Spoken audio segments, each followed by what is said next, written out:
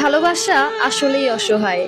জিতে যায় পরিবার, হেরে যায় ভালোবাসা। কলেজ লাইফের প্রেমগুলো মনে হয় বরাবরের মতোই ঠকে যায়, তাই না? ভাইটি লিখেছেন, আসসালামু আলাইকুম আপু। আপু, আমি খুলনাতেই থাকি।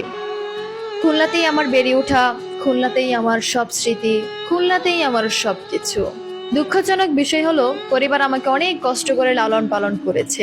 আমার বাবা একজন কৃষক, আমার মা একজন গৃহিণী। আমার বাবা জাস্ট একটা সন্তান নিছে, খাওয়াতে পারবে না দেখে, পড়াতে পারবে না দেখে জাস্ট একটা সন্তান নিছে। আমার মা অনেক যুদ্ধ করছে একটা সন্তান নেওয়ার জন্য, কিন্তু আমার বাবা আমার মাকে সন্তান নিতে দেয় নাই। আমার বাবা একটা কথা বলছে, দেখো তুমি যদি কোনো সন্তান নাও তাহলে আমি তোমাকে ডিভোর্স দিয়ে দিব, তুমি কোনো সন্তান নিবা না। কারণ আমার যদি একটা সন্তান হয়, তাকে যদি ভালোভাবে লালন পালন করতে না পারি তাহলে আমার অনেক কষ্ট লাগবে। আমি চাই না সন্তান মূর্খ হোক, আমি চাই না সন্তান খারাপ হোক, আমি চাই আমার সন্তান হবে একটা, ওই একটাকে যোগ্যভাবে এবং সুন্দরভাবে আমি লালন পালন করে ভালো একটা কিছু করব। এবং আমার মাকে এগুলো বলার পর আমার মা আর কোনো সন্তান নেয় নাই। আমার মা অনেক চেষ্টাও করেছিল, কান্নাকাটিও করেছিল।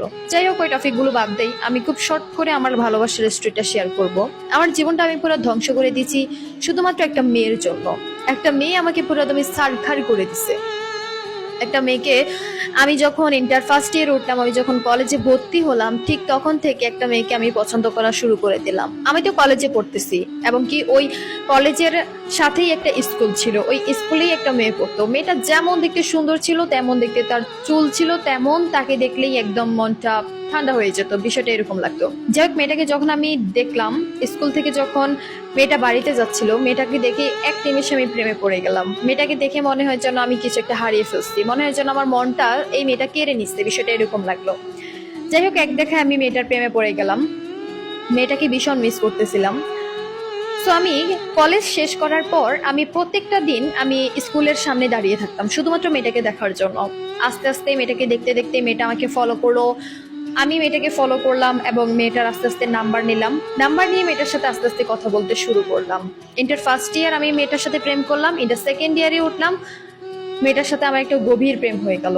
আমি অবশেষে ইন্টার শেষ করলাম, আমি অনার্সে উঠলাম, একটা ভালো ইউনিভার্সিটিতে ভর্তি হয়েছি। আমি ভালো কিছু একটা করব সেই ইচ্ছায় আমি সায়েন্স নিয়ে পড়াশোনা করেছি, এবং অনার্সে উঠে আমি একটা ভালো সাবজেক্ট নিয়ে পড়াশোনা করতেছি। সবাই আমার নামে অনেক প্রশংসা, অনেক সুনাম করতো।